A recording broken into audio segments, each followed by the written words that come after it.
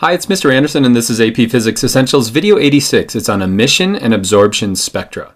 If we were to take a gas like hydrogen and put it in a discharge chamber and shoot electrons at it, it's going to give off light that looks like this. If we were to analyze that light, if we were to split it in a prism, it would look like this. So instead of being a rainbow of light, we're going to get these discrete units of light, or these discrete photons that are carrying discrete amounts of energy. And this was puzzling to scientists for a long time. We could also shine light through that discharge chamber and parts of it would be absorbed. And so this would be the absorption spectra. So most of the light would make through, but some of it isn't going to make it through. And this puzzled scientists for a long time until Niels Bohr finally figured it out. And what's happening if we look at a hydrogen just in the first two energy levels is that as the electron goes around the atom, as it jumps to a lower energy level, it's going to give off a photon of light. And for it to move up to that other energy or that higher energy level, it's going to have to absorb a photon. And so there are discrete colors of light that are required for it to jump up. And as it jumps down, it's going to release these discrete colors of light as well. If you hit it with other colors, it's not going to do anything. It doesn't have the right amount of energy. And so this is conservation of energy. Conservation of energy in an atom or in a nuclei when it absorbs a photon. So we call that absorption. And so what does that mean? The amount of energy in the photon and the atom or nuclei before absorption is equal to the amount of energy inside the atom or nuclei after absorption.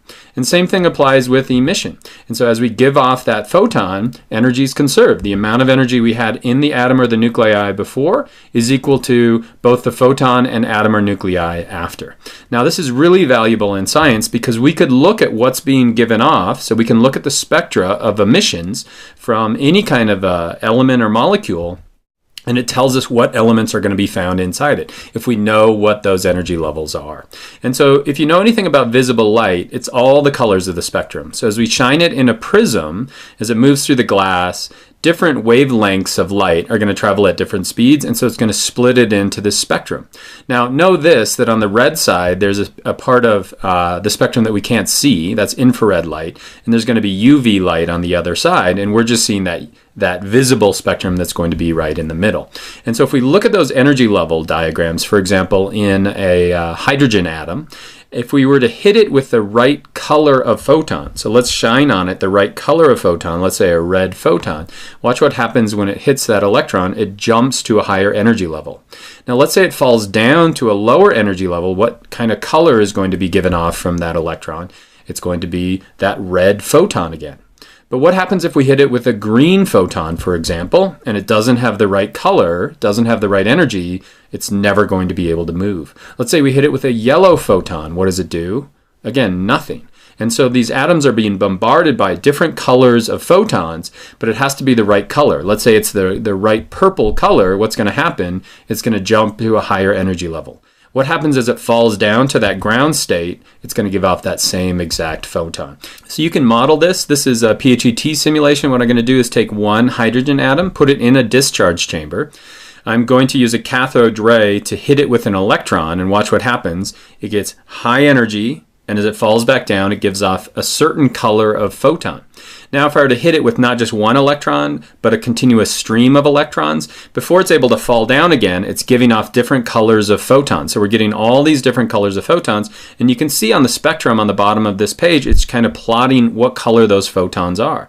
So now let's do multiple atoms. Let's do a bunch of atoms. We're going to hit those with a continuous stream.